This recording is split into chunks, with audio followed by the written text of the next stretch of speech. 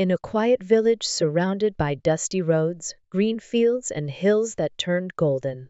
In the summer, there lived a boy named Aarav.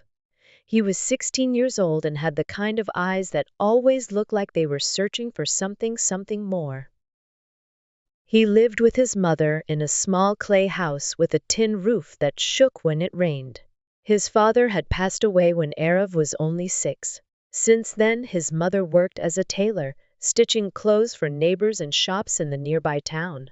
They didn't have much, but she always made sure Aarav went to school with a clean uniform and a tiffin full of warm chapatis and pickles. Aarav was quiet in school, not because he wasn't smart but because he felt like he didn't belong. Other kids spoke better English, had smartphones, and watched shows he couldn't understand. He sat in the last row, near the window, and looked out at the trees when teachers asked questions. His marks were good, but his confidence was low. He loved books, especially stories. Whenever he got a rupee or two, he saved it to buy second-hand books from a man who sold them outside the post office. His favorite was a worn-out copy of The Alchemist by Paulo Coelho. He had read it 5 times. There was one line in the book that he had underlined with a blue pen. When you want something, all the universe conspires in helping you to achieve it. Aarav didn't fully believe it, but he wanted to. One hot afternoon after school, Aarav sat on the porch, flipping through an English newspaper. He couldn't understand all the words, but he was trying. He circled words like resilience, inspiration, and perseverance, then copied them into his notebook and wrote their meanings in Hindi. His mother came and sat beside him. Her fingers were tired from sewing all day, but she smiled when she saw him studying. "You're always learning something," she said, brushing his hair back.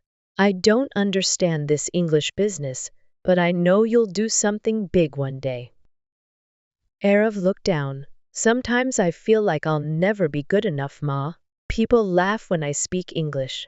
My accent is wrong, my words are slow, even my teachers don't take me seriously." His mother gently took his hand. "Beta," she said softly, "people will always find reasons to laugh. You just need to find your reason to keep going." The next day, everything changed. Aarav's school announced an English speech competition. The topic was, "What makes a person truly strong?" The winner would go to the district-level competition in the city. Most of the students laughed when the announcement was made. "Are you going to join, Aarav?" one of the boys teased. "Maybe you'll teach us how to say hello correctly." Everyone laughed. Aarav turned away, pretending he didn't care. But deep inside, something sparked. That evening, he took out his notebook, opened a blank page, and wrote the heading. Speech: What makes a person truly strong? He sat quietly for a long time. Then he began to write. The next few days he practiced in secret. In the early mornings, when the sun was still stretching over the fields, he stood in front of a cracked mirror and practiced every word.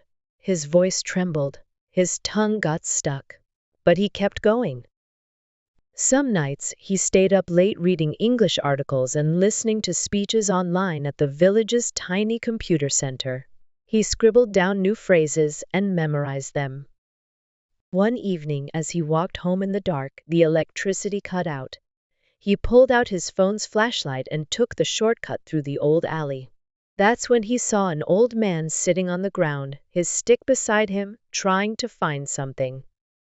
"Sir, are you okay?" Aarav asked. "I dropped my coins," the man said. "But I can't see well. I'm blind." Without a word, Aarav bent down and helped gather the coins. "You're kind," the man said. "Not many would stop." Aarav smiled. "It's nothing." "No, it's something," the man said. "Most people see with their eyes, but you, my boy, see with your heart." They talked for a while. The man's name was Ravi, and he used to be a teacher. He had lost his vision years ago.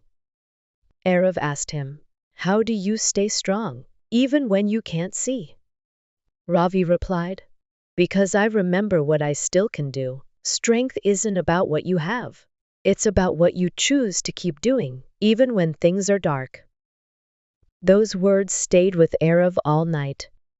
On the day of the speech, Aarav's hands were shaking. As he walked onto the stage, his knees felt weak. He looked at the rows of students and teachers. He took a deep breath. Then he began. Good morning to everyone. My name is Aarav, and today I want to tell you what I believe makes a person truly strong. It's not money, it's not fame, it's not perfect English. It's the courage to stand up again when you fall.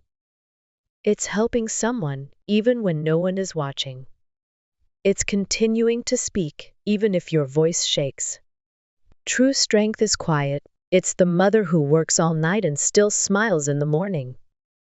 It's the blind man who teaches others to see the world differently.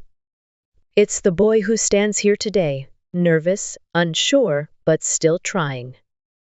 And if I can do that, so can you. Thank you. There was silence in the room. Then, clapping. Aarav walked off stage not knowing if he would win, but something inside him had already changed. He had faced his fear, he had spoken his truth, and that was enough. But the universe, as the book said, was watching. He won. Weeks later, Aarav stood in front of a larger crowd at the district competition, then at the state competition. People began to notice him. Teachers praised him, his classmates treated him differently. One day, a boy who had once mocked him asked, "Can you help me with my English speech?" Aarav smiled. Of course. Years passed. Aarav went on to become a public speaking coach, traveling to villages and towns to teach others the power of words. He never forgot where he started, and he never stopped learning. He visited Ravi every month and read books aloud to him. The blind man who once gave him courage became his lifelong friend.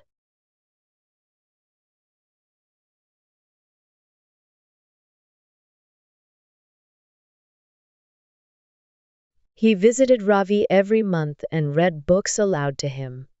The blind man who once gave him courage became his lifelong friend. And on the wall of his office, framed behind glass, hung a page torn from an old notebook. At the top, it said, "Speech, what makes a person truly strong?" Moral of the story.